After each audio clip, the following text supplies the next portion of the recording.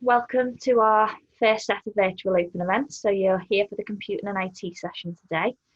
Um, as I've said before, your camera and your microphone will be switched off for the duration of the event, but please do use the chat facility in the bottom right-hand corner if you do want to ask any questions. It's a good chance for you to ask anything that you're unsure about for September, and any questions that you want to know specifically about the course. Rob will hopefully answer those for you, and I'll do my best to answer any college specific questions as well. So if you haven't applied yet, applications are still open, so there's still time for you to get an application into us if you want to join us in September.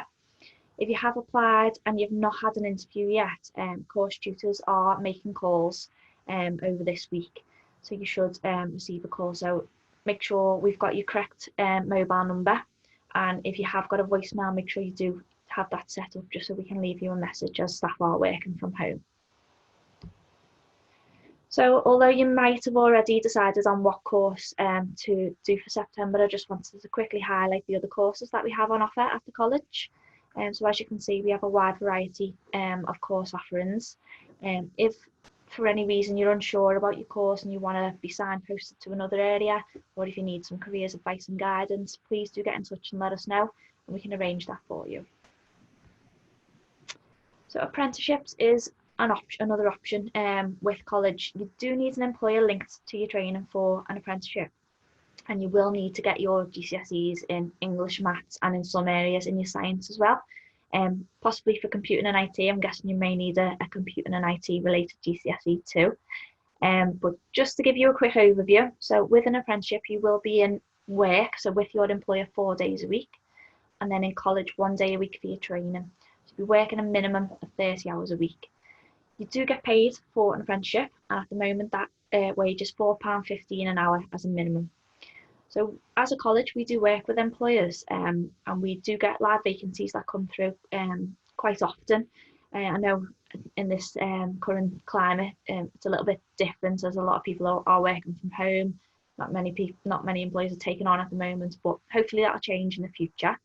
If you do want to get ahead of the competition and you want to start looking for apprenticeship vacancies, make sure you download one of our apprenticeship guides. It's got lots of hints and tips in there as to where you can start looking for apprenticeship vacancies. You can also check out our job shop as well, which is where we will post our live vacancies. So you might already know about the benefits of coming to St Helens College, so just a quick recap on that. So free breakfast if you're in before 9:15 in the morning. That's just to make sure that you're on time for class too. The canteen will stop serving at 10 to 9, so you need to make sure you're in class before 9 o'clock.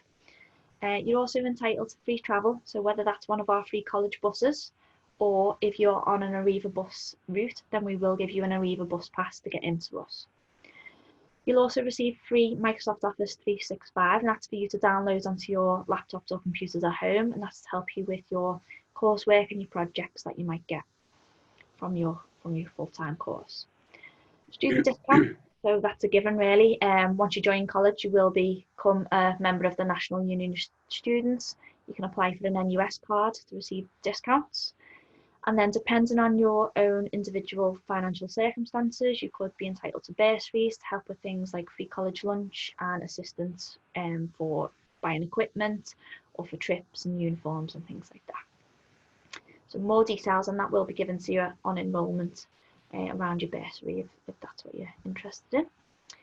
So at college we do have a dedicated safeguarding and wellbeing team, and this is just to ensure that you're happy within your college environment. So if you do suffer with any mental health issues, or if you're just having a bad day and need someone to talk to, our safeguarding and wellbeing team are there to give you a hand with anything really. We also have a dedicated learner support team, so if you do have a learning difficulty or disability, the sooner we know about that, the better we can put plans in place to help you with any barriers to learning.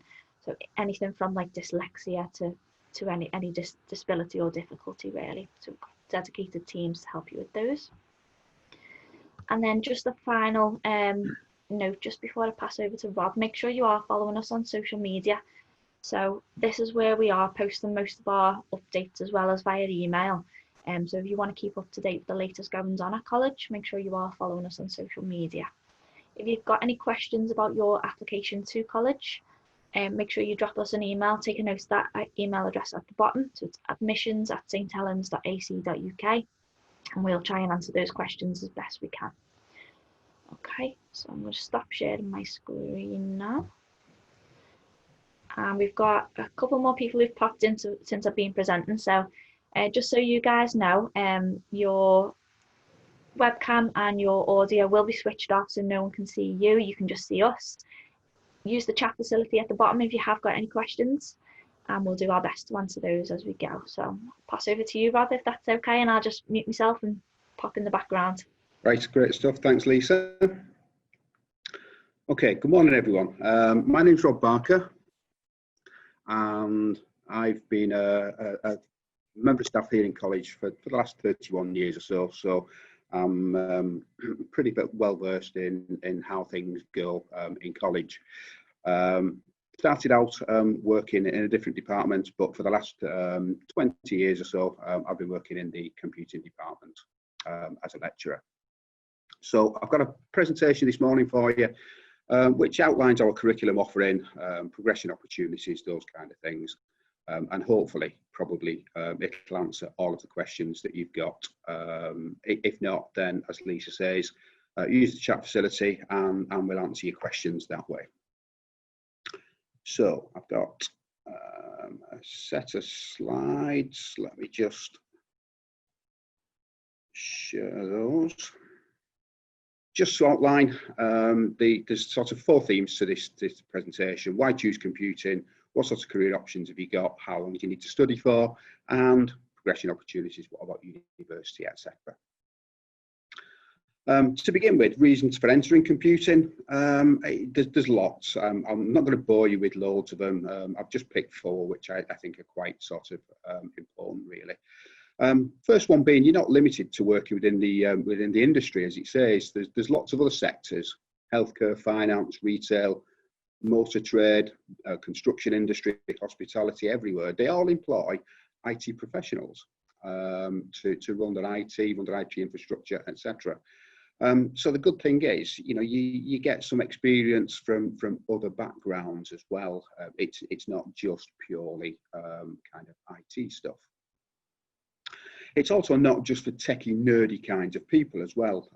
It's for people who have a business mind, who are able to think creatively, those kind of things. So, the days of being involved in IT and being kept in dark and back rooms and stuff like that, wording an anorak, they're kind of long gone, really. There's lots of forward-facing customer roles there as well. I think one of the sort of key reasons for getting involved in computing is that as a profession, it's not really been around for 50 years yet. So it's a young profession, and how good is it that you can get involved in becoming an IT professional, as indeed the sector is still emerging, as you're aware. IT never stays still for very long. It's always changing and evolving. And lastly, so that I don't bore you too much with all the reasons, it does open up opportunities to work anywhere in the world. As it says, most large IT companies have offices all over the world. Multinational companies, spread across various continents. There's lots of opportunities.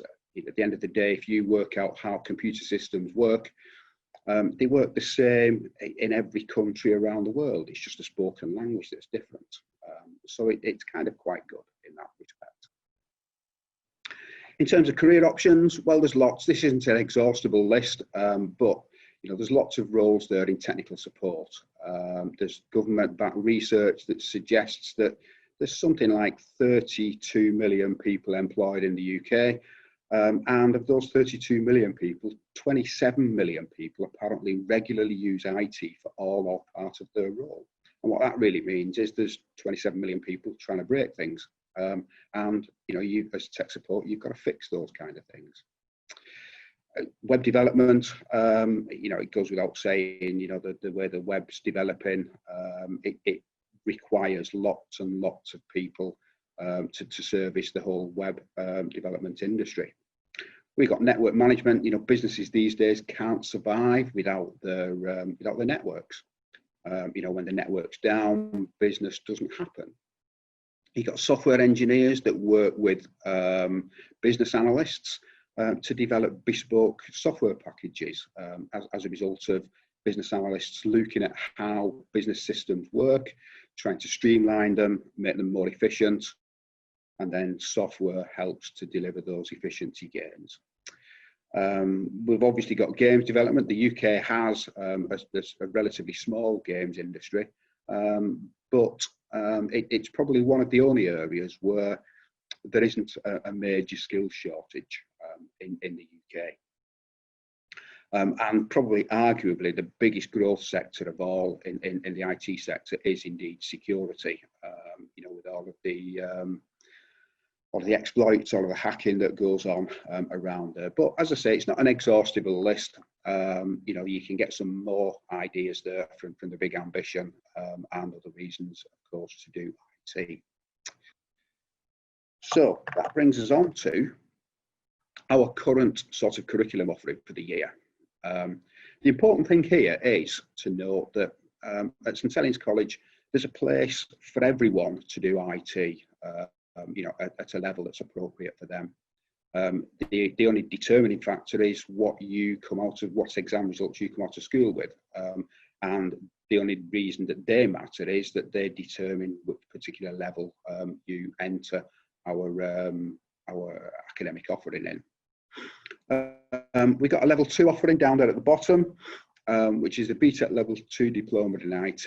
We're looking for essentially a couple, as it says there, 1 GCSE at grade 4 or above, plus 3 others around about grade 3. If you don't get them, then we do have a level 1 provision, which isn't highlighted on there. But the vast majority of our learners do come in there at either level 2 or at level 3. Probably the biggest programme that we do have is indeed the level 3 extended diploma in IT. To get directly into that, you do need 5 GCSEs at grade 4 or above, and they must include either maths or English. It's kind of quite important. It doesn't particularly matter which, preferably both, but as long as you got one or the other. The reason being that our programme at level 3, you're not going to have sufficient time really to complete the extended diploma along with maths and English. It is a 2-year programme, and I'll tell you a little bit more about that shortly. That feeds into our foundation degrees and HNC in computing, which again are a 2-year programme. And then our foundation degree, there are a number of external options available to you to top that up into a full BSc. So talking about our extended diploma in IT then, it's 13 units, it's equivalent to 3 A levels, and it is a 2-year programme.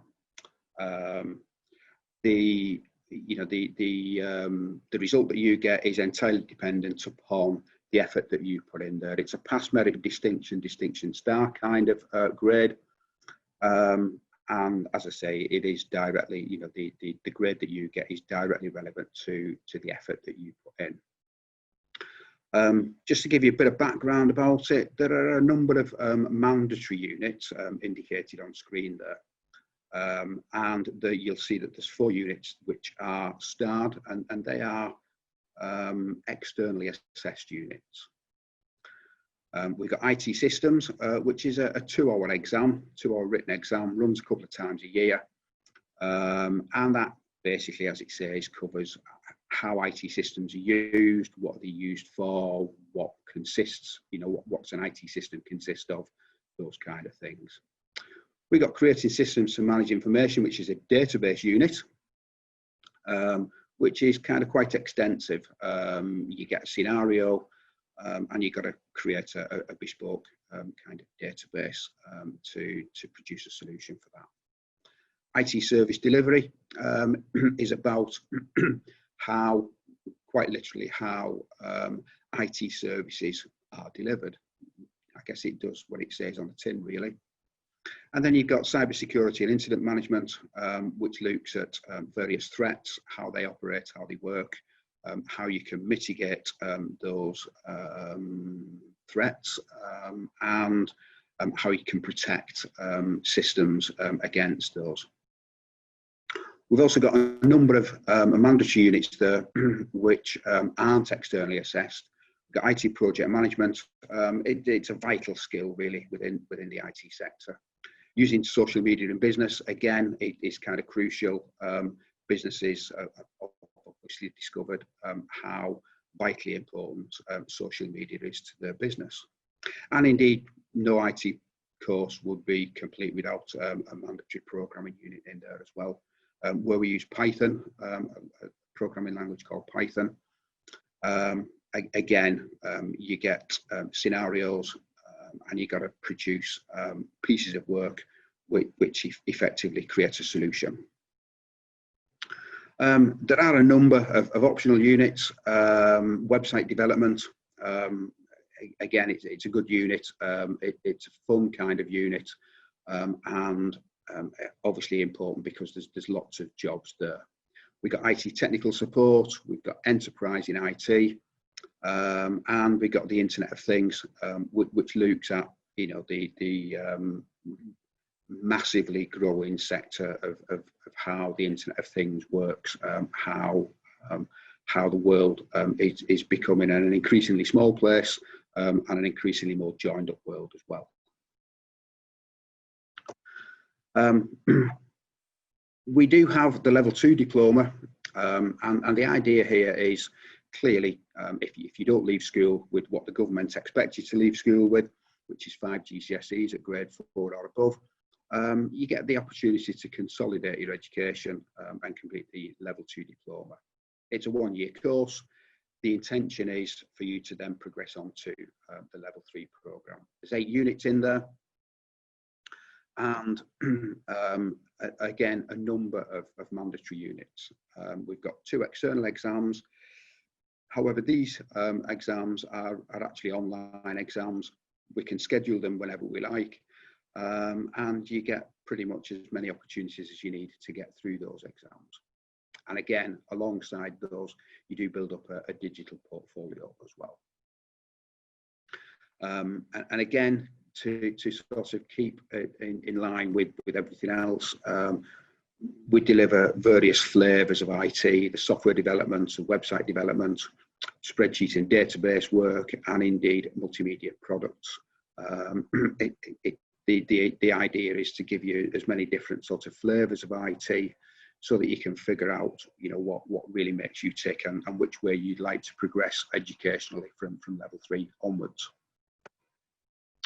Typical week in college used to consist of 3 days a week, approximately 16 hours of study. That includes your vocational units of study and indeed any associated maths and English that's necessary.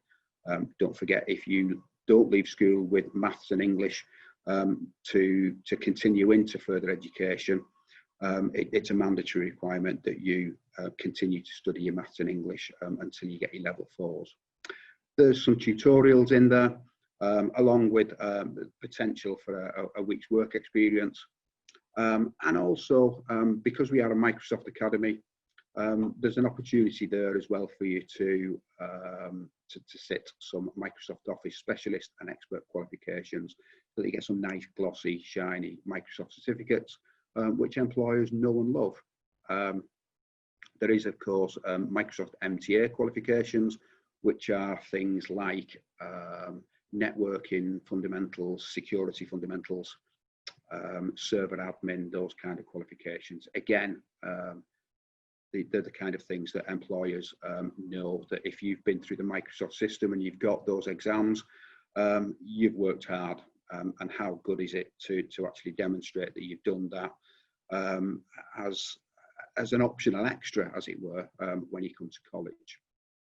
There's also the potential to do the extended project qualification, and indeed the level 3 core maths is there as well. It's important to think that The level 3 core maths is there simply because a number of universities have now started to want a level 3 maths qualification for IT and computing related degrees.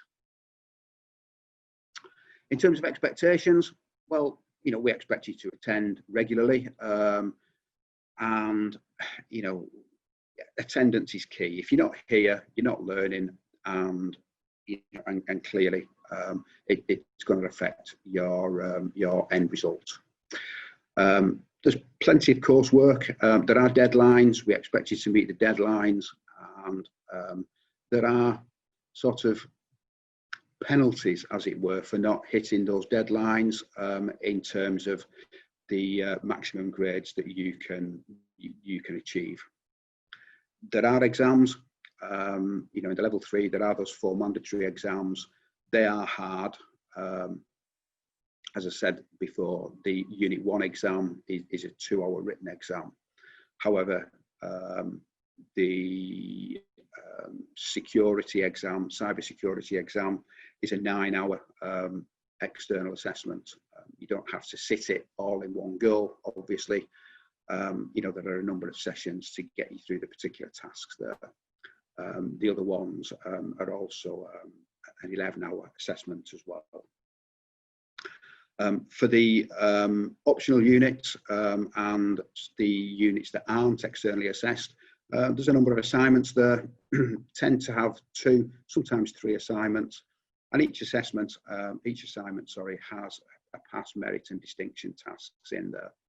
Lots of practical activities. At the end of the day, if you're doing a programming unit, then you've got to actually write computer programs. If you're doing the web unit, you've got to produce, a working website, those kind of things. I've put a question mark there against aspirations. You are quite literally only limited to your imagination in terms of where you can go with computing and IT. I've posed a question there. Any questions?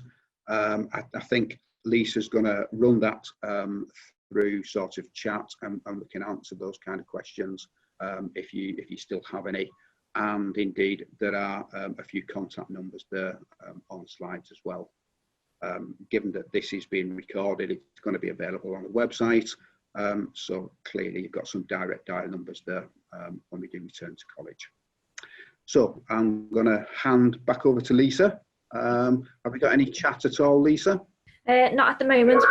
Give the attendees a couple of minutes just to think of any questions. I think your presentation was quite thorough and interesting, so you might have covered everything, and you might not even get any questions. So we'll just give everyone a minute or two. So just while you're thinking of questions, just to let you know, at the end of this week you will receive an email just to thank you for coming to one of the sessions. And if you do have any follow-up questions, there will be an email address on there that you can respond to. So if you think of anything after this session, you think, oh, I forgot to ask this, there will be an opportunity for you to follow up at a later stage as well. So just no questions come through yet. Just give it a few more seconds, and if nothing pops through, I'll end the session.